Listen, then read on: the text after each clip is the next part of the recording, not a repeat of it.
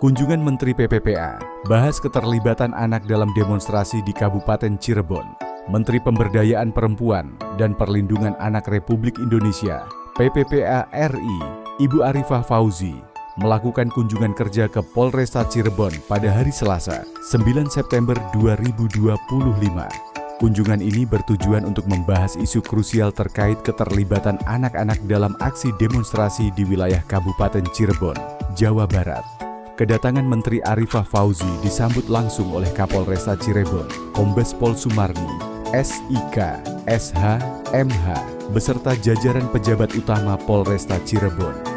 Pertemuan yang berlangsung di Mapolresta Cirebon ini dihadiri oleh berbagai pihak terkait, termasuk perwakilan dari Kementerian PPPA, Pemerintah Provinsi Jawa Barat, dan Pemerintah Kabupaten Cirebon.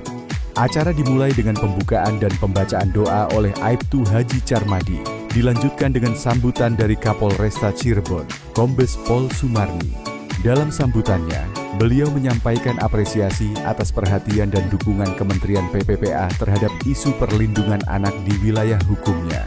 Sesi selanjutnya adalah penyampaian pandangan dari berbagai pihak, dimulai dari Bupati Cirebon, Ketua DPRD Kabupaten Cirebon, Kepala DPP KBP 3A Kabupaten Cirebon, hingga Kepala DP3 AKB Provinsi Jabar. Masing-masing menyampaikan data, analisis, serta upaya-upaya yang telah dilakukan dalam mencegah dan menangani keterlibatan anak dalam aksi demonstrasi. Puncak acara adalah arahan dari Menteri PPPA, Ibu Arifah Fauzi. Beliau menekankan pentingnya sinergi antara berbagai pihak dalam melindungi anak-anak dari berbagai potensi eksploitasi dan kekerasan, termasuk dalam konteks aksi demonstrasi. Beliau juga menyampaikan beberapa poin penting terkait penguatan program-program perlindungan anak yang lebih efektif dan berkelanjutan. Kunjungan ini diharapkan dapat menjadi momentum penting dalam meningkatkan kesadaran dan komitmen seluruh pihak terkait dalam melindungi hak-hak anak, serta mencegah keterlibatan mereka dalam kegiatan-kegiatan yang berpotensi membahayakan.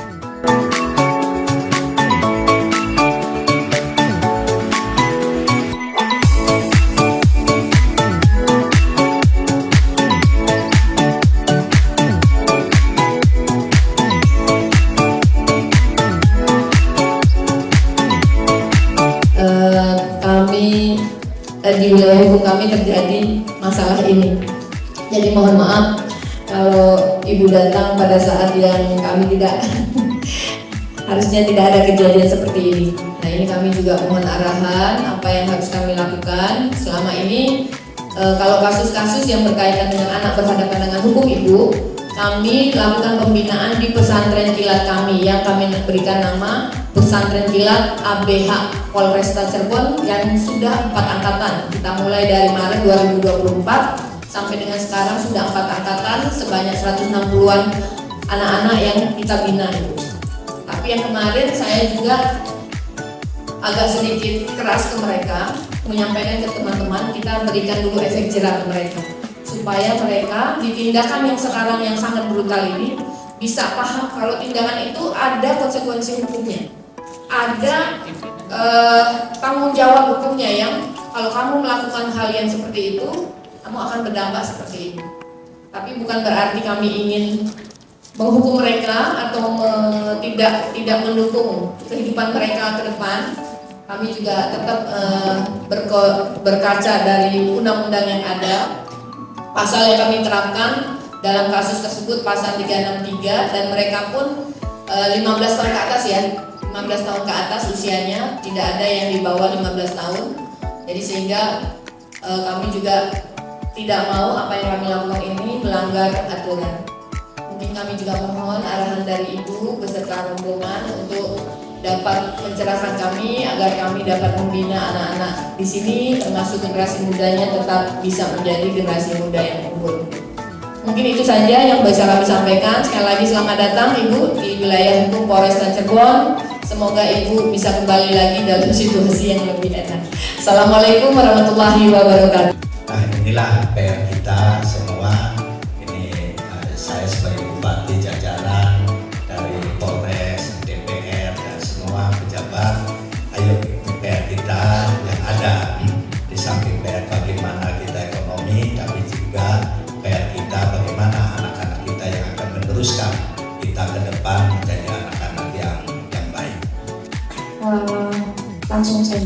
izin.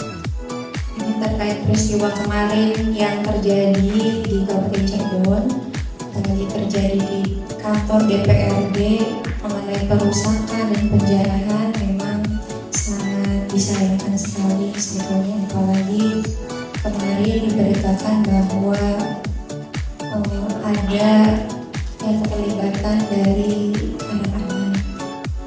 Bagi kami di DPRD sebetulnya ya, anak adalah generasi penerus bangsa. Kami juga tidak akan selamanya jadi dewan, pasti ada generasi-generasi selanjutnya, yaitu tadi anak-anak itu. Kehadiran kami pada siang hari ini yang pertama adalah untuk silaturahmi, yang kedua adalah melakukan peninjauan langsung terhadap 13 anak yang berkonflik dengan hukum. Gitu ya. Jadi istilahnya bagi kami adalah anak yang berkonflik dengan hukum. Kami juga kemarin baru saja rapat tingkat menteri yang dipimpin oleh Prof. Yusril Iza Mahendra untuk membuat kesepakatan bersama terkait kegiatan beberapa peristiwa beberapa waktu yang lalu. Jadi hasil analisanya adalah bahwa hampir di beberapa daerah melibatkan anak-anak dalam kegiatan tersebut. Polres Cirebon, terima kasih sudah bisa mewujudkan kondisi yang lebih kondusif dan saat ini sudah sangat baik. Kemudian terkait dengan 13 anak yang berkonflik dengan hukum, mungkin secara hukum harus tetap diproses gitu ya, tetapi mungkin dengan pendekatan restorasi justice ya, jadi ada pendekatan yang perlu dilakukan. Satu sisi kita jadi serba salah, kita ingin memberikan efek jerah kepada anak-anak yang memang mungkin nakalnya udah sangat luar biasa. Jadi kalau anak sudah anarkis gitu kan, memang kita pinginnya juga dia dapat efek jerah yang benar-benar membuat dia kapok terus tidak melakukan lagi. Apalagi tadi dengar dari Ibu Kapolres, kalimat-kalimat yang disampaikan juga bukan kalimat-kalimat yang menunjukkan dia sebagai anak yang terdidik gitu. Jadi mungkin ini PR kita bersama, bukan hanya kami saja, tetapi ini perlu kira-kira seperti apa. Kemudian proses hukum tetap, tapi ada restorasi justice yang bisa kita lakukan bersama. Kemudian kami datang juga untuk memastikan bahwa anak-anak ini tetap hak-haknya terpenuhi dan dilindungi, terutama supaya tidak kehilangan untuk masa depannya, sehingga kita bisa mengupayakan apa yang bisa kita lakukan bersama-sama.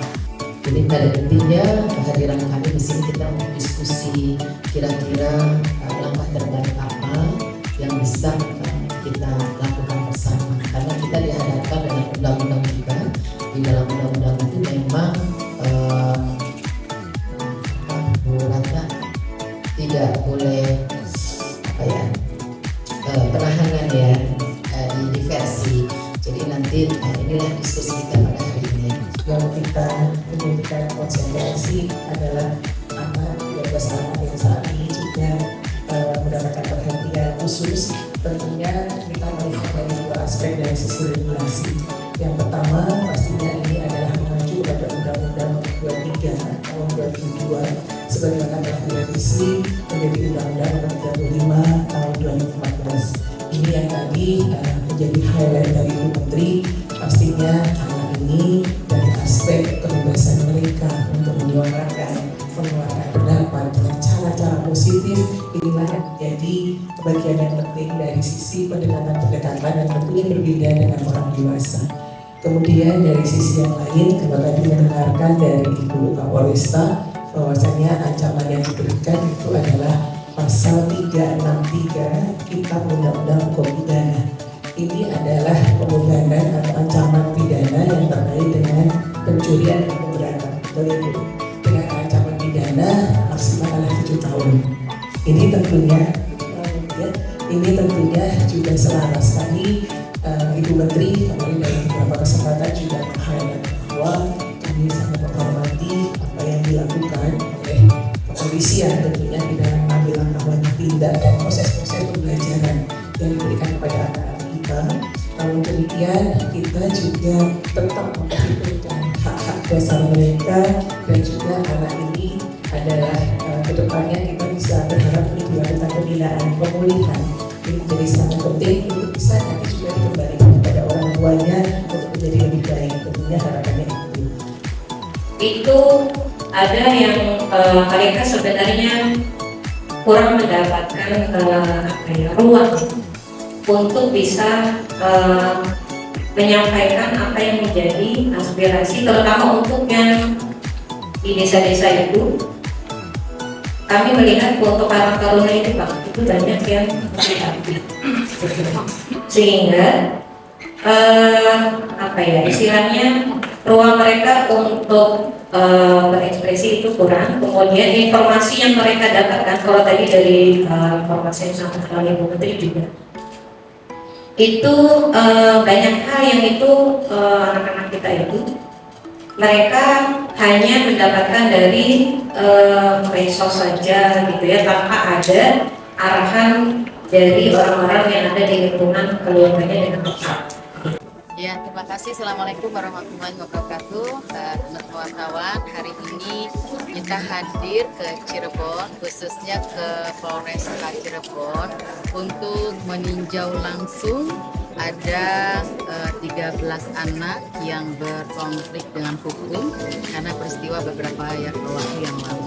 Yang kedua, kami juga silaturahmi, ya, tapi juga Bu Kapolres anak yang berkonflik dengan hukum ini tetap diproses secara hukum dan kami melakukan pendampingan walaupun proses hukum itu tetap berjalan, tapi ini adalah kami tetap melakukan pendampingan agar anak-anak ini tetap terlindungi.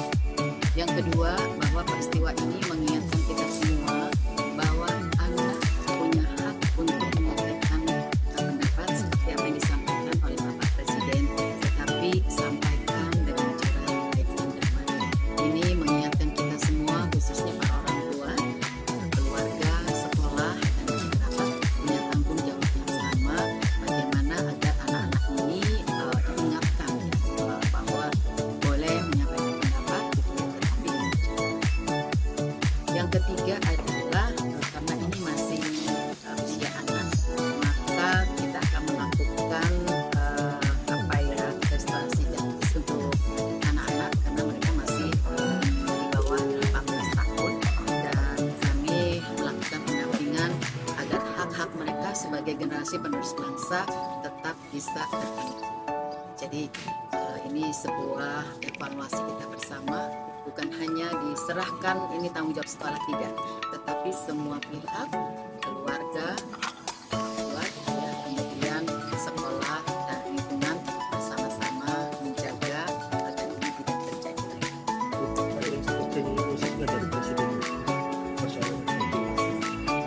Ya, pokoknya kita sama-sama menjaga supaya hal-hal ini tidak terjadi lagi.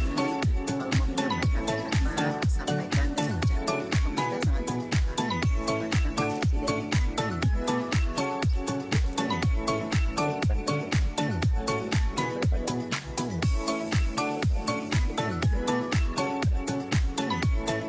Iya, kami ada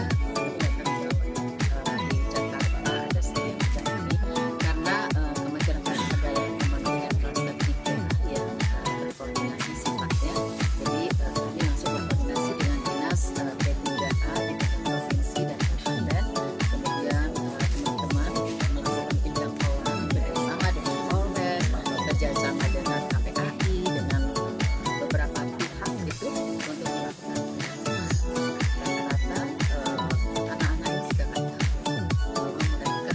datang ke tempat itu. Semarang 3,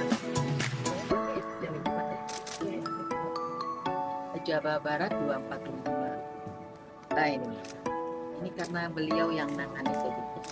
Oke, untuk Jakarta itu tanggal 25 ada 105 anak. tanggal 28 Agustus 110, meninggal 1 yang di Tangerang anak kita. Kemudian Makassar pada tanggal 28 ada 1 anak. Di Bali tanggal 28 ada 39 anak. Di Semarang 25 Agustus 23 anak. 29 Agustus 300 anak. Kemudian 30 Agustus 20 anak. Di Yogyakarta pada tanggal 29 ada 25 anak. Surabaya tanggal 29 ada 56 anak. Dan seluruh Jabar ada 239 anak. Ada yang SD juga. Ada yang SD juga. Karena dari penjajakan yang kami lakukan, jadi mereka lewat WhatsApp itu informasinya mau diajak nonton konser, mau diajak nonton pertandingan sepak bola, tapi ternyata mereka tidak. Oke, terima kasih.